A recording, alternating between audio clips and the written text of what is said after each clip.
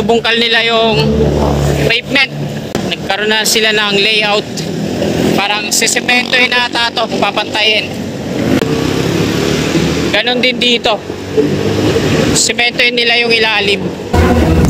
At ito na mga kababayan, ayan yung flyover mula doon sa EDSA southbound.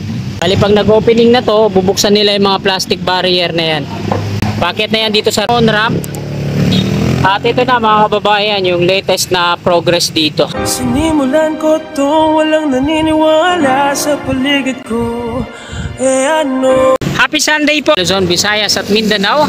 At maging sa mga kababayan natin dyan sa abroad, mga OFW. Magandang umaga po sa inyong lahat. So, ngayon po ay araw ng Linggo, ika-21 na po ng Enero, taong 2024. Dito po tayo sa kabahan ng Naiya Airport Road at ito yung Naiya Expressway. Wala po ito dito sa Makapagal. Patungong Gate 3 po yan. Mag-update tayo ng panibago dito sa Naiya Expressway, extension to EDSA. So, tingnan natin kung ano na yung latest na progreso na ginawa nila. So wag na po natin patagalin ito. Tara, let's go! Atin mga kababayan, mag-umpisa nga po tayo dito sa pinakadulo ng on-ramp. Ito ay galing sa EDSA na bumabaybay dito sa haba ng Aurora Boulevard. At ito yung pinakadulo niyan. Dito na po mismo ito sa Naiya Airport Road. Ito yung expressway at konektado na po yan dyan. So dito sa dulo meron ng harang. Ayan, ginagawa na nila yung mga downspout din dito, yung mga drain pipe pababa. Ito yung daanan ng mga tubig galing sa taas. So dito sa baba naman, makikita natin na mayroon din mga pagbabago silang ginawa, no? At ito yung ilalim niya mga kababayan. Nilagyan na nila ng mga bakod.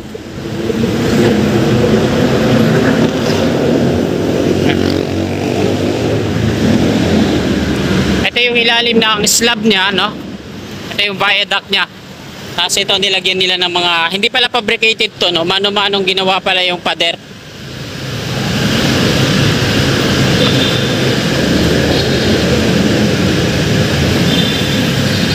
Ito po yung ilalim na viaduct niya rito, no? Ginawa na ng pader. Kasi mga establishment po yan dyan. So, nasasakop pa nila to dito. Tapos nilagyan din nila ng ano dito, no? Sidewalk. Patungong ano po yan, Gate 3, Andrews Avenue, San Miguel Corporation. At dito naman sa unahan, ito, rough road pa. Dito naman sa baba, bubungkal nila yung pavement. Karoon na sila ng layout. Parang sisementohin na ata ito, papantayin.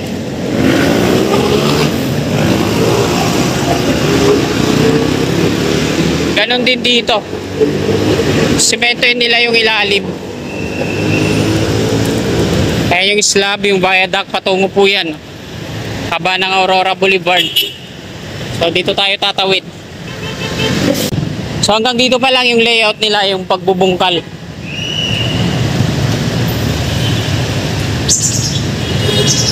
Wala dito, ito yung ginamitan nila ng mano-manong paggawa ng slab.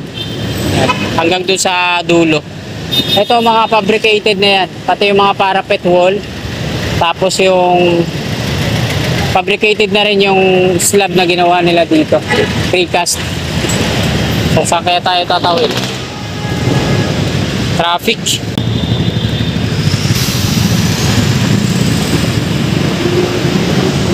Balibabaybay natin to, lalakarin lang natin patungo dun sa EDSA, kung saan nag-uumpisa yung on-ramp na to.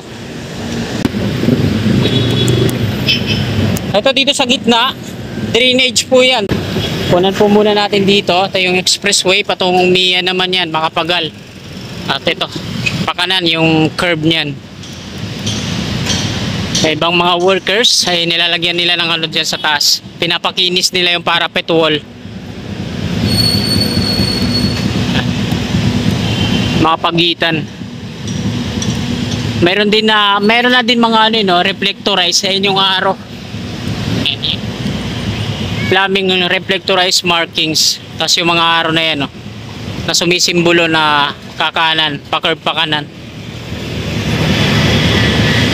So hindi na nga siya nilagyan ng mga street lamps.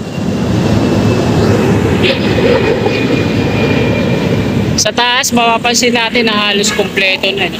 Meron na rin yung mga reflectorized markings, thermoplastic pavement. Tapos yung mga downspout drain pipe niya dito sa kaliwa. Ayan. Yung ilalim, makikita natin dyan, hindi pa nalilinis. Pero nakagawa na sila dyan ng, ng drainage. Ayan. Nahukay na nila yung gitna niyan. Hindi pa sila nagki-clearing. Pero may mga naka-paskil pa rin dito na opening soon. So, antabayanan na lang natin kung kailan talaga yung pinali na pag-o-open nito. So, ibang mga workers ay nandito. Meron pa silang mga bahagi dyan na ginagawa. Ganon din yung mga iba nilang kasama dito. No? Pinapakinis yung mga parapet wall, yung gilid-gilid.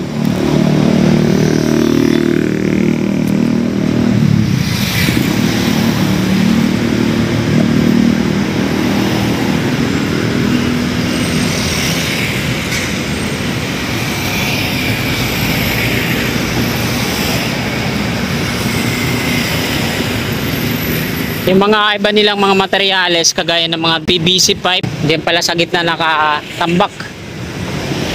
Ano kaya itong ginagawa nila dito, no?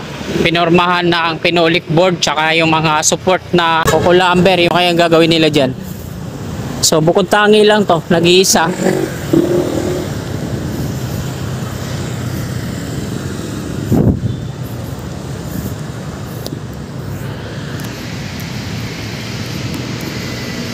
So same pa din dito, wala pa ring clearing na ginagawa yung ilalim.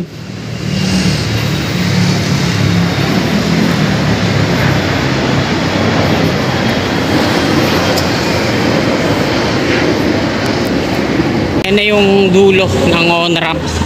Tapos dito yung signage nyo, ayan o. Na nakalagay na on-ramp to NAIA Terminal 1 and 2 at Expressway. So wala pang nakasabit na signage dyan, pero meron na siyang pole parts. Ayan, nakatayo na yung steel pole na sa pagsasabitan ng signage.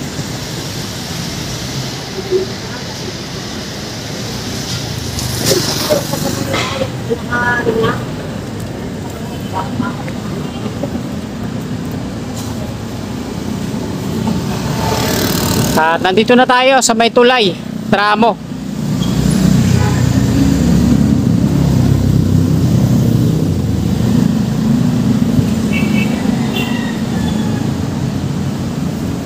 Linis ng pagkagawa nila, no? Ang ganda pala pag lahat fabricated. Mula sa unibridge girders, tapos yung slab niya na precast din, fabricated, pati yung parapet wall, no? Pag pinagano, malinis. So, pasadaan po muna natin dito, no? Ito yung ilog dito sa tramo Pasay. So, nagkakaroon din pala sila ng adjustment. Pinapalawak tong ilog na to dito. Ayan. Lagyan nila ng mga sheet pile, tapos naghuhukay dito sila sa sa kaliwang bahagi ng ilog na to para lumawak. Tapos dito din nagkaroon sila ng dredging. Hinukay nila yung mga borak. At ito na nga yung tulay.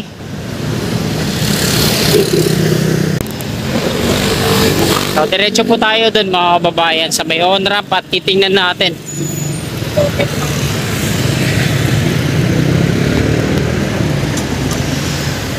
Ang itim ng tubig, ano?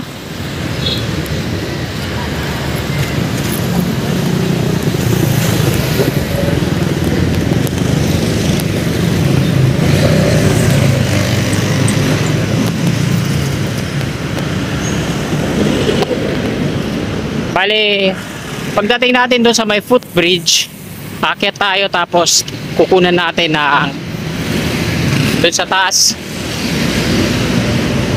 kung ano yung view dito sa mismong on-ramp. Nandun tayo sa taas ng footbridge at check din natin yung footbridge kung ngayong 2024 ay malinis na ba or nanatiling dugyot pa rin magpahanggang ngayon, no? So yung mga materialis nila Dito nakalagay sa ilalim ng on-ramp. PVC pipe, mixer cement, mga concrete barrier at mga scaffolding. So nilagyan naman nila ng harang para di makapasok mga nangunguha ng bakal, at meron din mga gwardiya dyan na nagbabantay. Ito yung abutment to. Tapos ito, lagyan nila ng mga, imbis na MSA wall yung gagamitin nila dito sa on-ramp, ginamit nila ay mga sheet pile. Tapos ito na yung mismong slab niya, tapos parapet wall patungo dun. So hindi sila gumamit ng MSC wall sa part na to. So malapit na po tayo sa footbridge.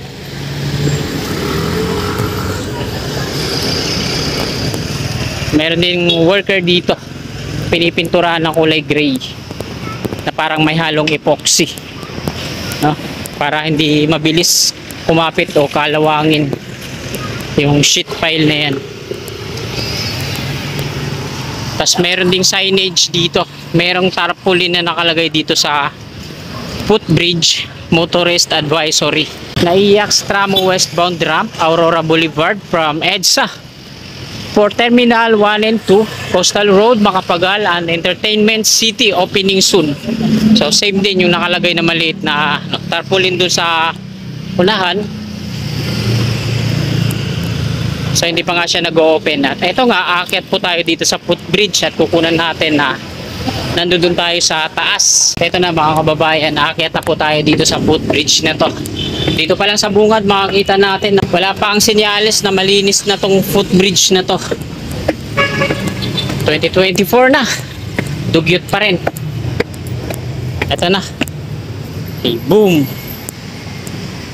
So natanggal naman na yung mga kasula-sulasok dito na bagay, pero ito walang drainage, hindi nakakalabas yung tubig. At ito na mga kababayan, ayan yung flyover mula dun sa EDSA southbound. Bali pag nag-opening na to, bubuksan nila yung mga plastic barrier na yan. Bakit na yan dito sa rampa? On ramp, pansinin natin, meron ng pole parts para sa signage dun sa dulo. Lalagyan niya ng on ramp to NAIA Terminal 1 and 2. Tapos Entertainment City, kagaya na ng binasa ko dito sa tarpaulin na yun yung ilalagay dun sa signage. Ang tatanggalin lang nila yung opening soon. Tapos sa parapet wall, makikita natin na makinis na, meron na mga plumbing, reflectorized markings, o ito yung mga dilaw na nandiyan dyan sa parapet wall niya nakadikit. May ilaw po yan paggabi. Tapos yung mismong pavement niya, makikita natin na meron na siyang thermoplastic pavement, spalto, tsaka yung mga markings na yan. Umiilaw din po yan paggabi. So meron na rin siyang mga downspout drain pipe doon sa unahan. At yung drainage niya dito sa gawing kanan, sa ilalim ng parapet wall, ayan, wala nang butas, malinis na. Tapos aspaltado na rin. So, ayan, di ko sinasabing mag-o-open na to bukas o sa sunod na araw o may petsa akong babanggitin, wala. Antabayan na lang natin. So malapit na siguro mag-open to kasi halos kompleto na, no. Ang kulang na lang dito sa sa ilalim, mag-clearing. So ayan mga kababayan, dito na po nagtatapos tong video na to. Maraming salamat po sa patuloy niyong suporta sa aking munting YouTube channel. Bagamat natagalan at hindi tayo nakapag-update dahil nagbakasyon ako sa Negros. So ngayon, babawi po ako sa inyo. Maraming salamat mga kababayan. Bago nyo po sana lisanin tong video na to, pakilike na lang po sa mga kababayan natin na willing po sumuporta kay Kasikap. I-click lang natin subscribe button dyan sa baba at yung katabi niyang bell. Maraming salamat po. God bless po sa ating lahat. You're my angel, angel baby, angel.